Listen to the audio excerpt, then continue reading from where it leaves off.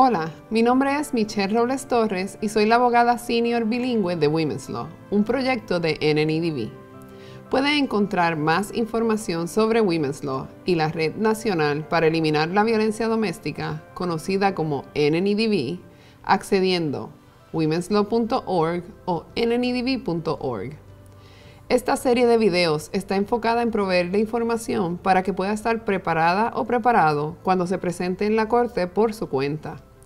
Los títulos de los 6 videos son: cosas que debe considerar y hacer antes de presentar su caso, dónde y cómo iniciar su caso, qué sucede después de presentar su caso, qué esperar de una audiencia y cómo prepararse para ella, corte de práctica, información básica sobre la corte y objeciones comunes, corte de práctica, cómo admitir evidencia y conceptos básicos del interrogatorio directo y del contrainterrogatorio. En este video voy a explicar cómo entrar evidencia al expediente judicial y conceptos básicos del interrogatorio directo y del contrainterrogatorio. Existen diferentes tipos de audiencia. Es probable que no tenga que presentar evidencia en una audiencia que sea para saber el estatus del caso o algún otro tipo de audiencia inicial. La evidencia suele incluirse en el expediente de la corte durante un juicio o durante una audiencia para determinar los hechos del caso. Al entrar evidencia al expediente, hay algunas cosas que debe tener en cuenta. El juez o jueza probablemente sabe muy poco sobre su caso, así que piense qué evidencia él o ella debe tener disponible cuando vaya a tomar su decisión. El juez o jueza no puede tener en cuenta evidencia que no se entre oficialmente en el expediente judicial. La evidencia que entra en el expediente judicial depende de las reglas de evidencia de su estado, si la evidencia es relevante para el caso y su capacidad de presentar la evidencia. Si la evidencia que desea entrar en el expediente judicial puede ser copiada, asegúrese de llevar el original para el juez o jueza y copias para usted y para la otra parte. Antes de que empiece la audiencia, el secretario o secretaria de la corte puede marcar su evidencia como Exhibit 1, 2, 3, etc. O puede marcarlas durante la audiencia a medida que usted las presenta. Como usted es el demandante o la demandante, usted tiene el primer turno para presentar su caso, ya sea dando su testimonio o llamando a un testigo o a una testigo. Deberá hacerle preguntas abiertas a su testigo. Esto se conoce como un interrogatorio directo. Tenga en cuenta que durante el interrogatorio a su testigo, usted tiene la oportunidad de que el juez o jueza escuche su punto de vista. Supongamos que decide llamar a su vecina como primer testigo. En primer lugar, hay que presentarla. ¿Podría decir su nombre para el récord? ¿De dónde me conoce, señora testigo? Luego, quizás quiera demostrar que la testigo estuvo presente en la fecha y hora relevantes y después puede hacerle preguntas abiertas de seguimiento sobre lo que vio. Veamos algunos ejemplos, pero recuerde permitirle al testigo o la testigo responder antes de continuar con las preguntas. Señora testigo, ¿dónde se encontraba el 1 de enero del 2019 alrededor de las 9 de la mañana? ¿Podría decirle a la corte lo que observó a esa hora? ¿Qué hizo después de ver el incidente? ¿Y qué pasó después? Como puede ver, la demandante no hizo preguntas sugestivas que usualmente se contestan con sí o no. Esas preguntas son apropiadas en el contrainterrogatorio, pero no en el interrogatorio directo. También es posible que pueda entrar evidencia en el expediente judicial mediante su testigo. Supongamos que su vecina tomó una fotografía marcada como Exhibit número 1 de la parte demandante. Analicemos los pasos básicos para entrarla como evidencia. Para el récord, le voy a enseñar al demandado el Exhibit número 1 de la parte demandante.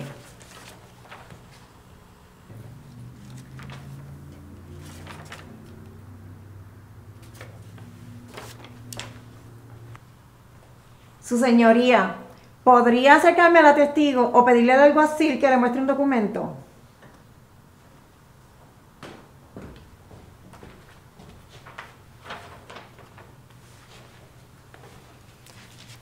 Señora testigo, le estamos entregando un documento marcado como exhibit número 1 de la parte demandante. Ahora usted debe sentar las bases. Esto significa que usted debe justificar el derecho de esa testigo de dar testimonio. Así que tiene que hacer preguntas que ayuden a explicar de qué manera esta testigo en particular tiene conocimiento de primera mano de la evidencia sobre la que va a testificar. Ahora que tiene en sus manos el exhibit número 1 de la parte demandante, por favor examínelo. ¿Puede decirle a la corte qué tiene en sus manos? Sí, esto es una fotografía. ¿Reconoce lo que ve en la fotografía? Sí, ¿Cómo lo reconoce? porque esta fotografía yo la tomé con mi celular. ¿Cuándo tomó la fotografía? La tomé en su casa el 1 de enero del 2019 alrededor de las 9 de la mañana. ¿Qué tan segura está usted de que esa es la fotografía que me tomó el 1 de enero alrededor de las 9 de la mañana? Totalmente segura. ¿Esa fotografía es una representación fiel y exacta de lo que usted vio aquel día? Sí, es correcto. Ahora la jueza sabe que esa persona tiene conocimiento personal sobre lo que se ve en la fotografía y que ella misma la tomó. La fotografía está autenticada, lo que significa que demostró que es genuina, no falsa, y que es lo que usted dice que es. Ahora puede solicitarle a la jueza que entre la fotografía como evidencia en el expediente. Su señoría, ofrecemos el exhibit número 1 de la parte demandante para que sea entrado como evidencia en el expediente. ¿Alguna objeción de la parte demandada? Es posible que el demandado haga una objeción y, en ese caso, dependerá de la jueza decidir si permite o no que la fotografía entre al expediente como evidencia. En el quinto video discutimos algunas objeciones, pero debe saber que necesita estar preparada o preparado para enfrentar a cualquier asunto que presente la otra parte o el juez o jueza. Una vez un exhibit se admite como evidencia, puede preguntarle a la testigo sobre ese exhibit. Ahora que el exhibit número 1 de la parte demandante ha sido admitido en evidencia, ¿podría decirle a la corte qué ve en esa fotografía? Sí, es una foto que le tomé a usted con los golpes en la cara. Una vez que termine de presentar su evidencia, que puede incluir testigos, su testimonio y entrar documentos y otra evidencia al expediente, es el turno del demandado o demandada. Cuando el demandado o demandada termine de dar su testimonio y cada vez que uno de sus testigos testifique, usted puede hacer preguntas en forma de contrainterrogatorio. El contrainterrogatorio es una manera de intentar que el testigo o la testigo se contradiga o de sembrar dudas en su testimonio. Hacer un contrainterrogatorio correctamente no es fácil, así que haga lo mejor que pueda. A veces ni siquiera tiene que hacer un contrainterrogatorio si cree que el testigo o la testigo no perjudicó su caso. Considere lo siguiente. Primero, ¿el testigo o la testigo le hizo daño a su caso? Si no testificó que algo de lo que usted dijo era mentira, por ejemplo, no le haga preguntas que le permitan que lo haga. ¿Este testigo o esta testigo es importante?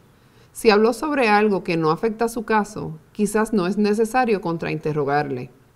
Si el testimonio de este testigo fue creíble, ¿cree que puede hacerlo ver menos creíble con el contrainterrogatorio?